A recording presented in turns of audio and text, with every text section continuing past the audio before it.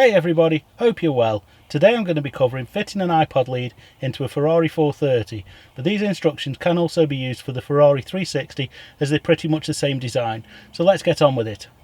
Okay, so when you've got your iPod lead, you'll have the end that's got, sometimes it's got the old style connector. I just got an adapter from Apple that just fits straight on and connects it to the new lightning type of connector for the newer type of iPhones. So you've got your whole lead. This part will go up the back of the dashboard to the back of the radio, which I'll cover in a second, and that will go, just basically you're going to go up in this gap here and feed it round to the back of the radio. You can do that with the radio in or out, it doesn't really matter. Then what you want to do is with your other end, which is the end that goes into the phone, you can just come through this little gap here, and then the lead will be in the glove box.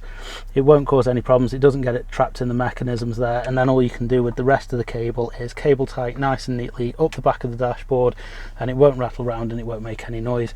That'll then give you your connector in the glove box for your iPhone or iPod. It's a bit easier than drilling holes. You can drill a hole in here and route the cable through if you want to, but the only downside to these cables is there's no break in the cable. That means you can just put the thinner part of the cable through. You'd have to put the larger part through, and that's where your downside comes, because you can't make a neat hole that's that big, and there's no access point in the top anywhere that would enable you to run the cable in neatly. So I found that on my car the best place was to go through this area here, and then you can easily with the lead in the glove box closes and the lead is tucked around that corner, and it doesn't catch and bind. It catches a little bit, but it's only on this edge corner of the glove box lid, which won't cause any problems because it's soft. It doesn't crush the cable, and that's the place that works the best for me. So then all you've got to do is take this end here, which has got the control unit and the plug for the back of the radio, feed that up the back of the dashboard, cable tie it in place just to secure it, and plug it into the radio. It's really simple. Okay, so to remove the radio and fit the iPod lead, the first thing you're going to need to do is, you've got two slots on this radio to take them out, and you'll get two keys generally from Ferrari when you buy the car, or when you bought it used you will normally get a set of these keys. If you didn't get a set, you can buy them on eBay. Just have a search for Becker removal keys. So the first thing you've got to do is, you'll notice there's a hole on this side for one key to go in, but there's no hole on this side.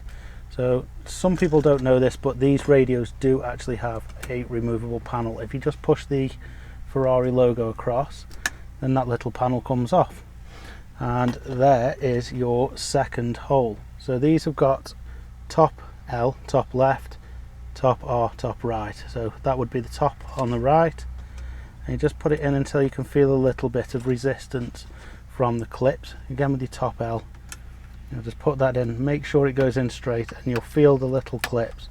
Then all you do is pull the radio straight out.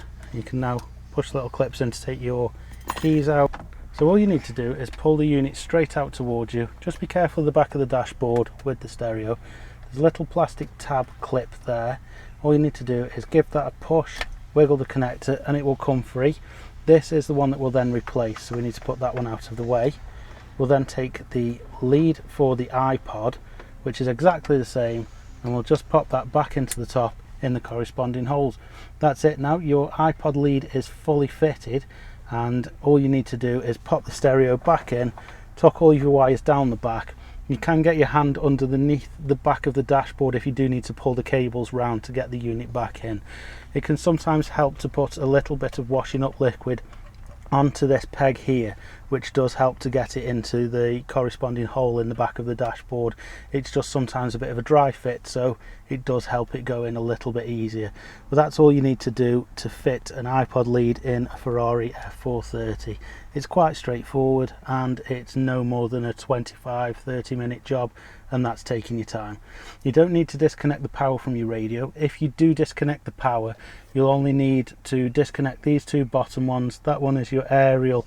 If you do disconnect it, you will need your security code, which should have come with your car on a white credit card size piece of paper with security code. Otherwise you may have to contact your dealer to get the security code for the car.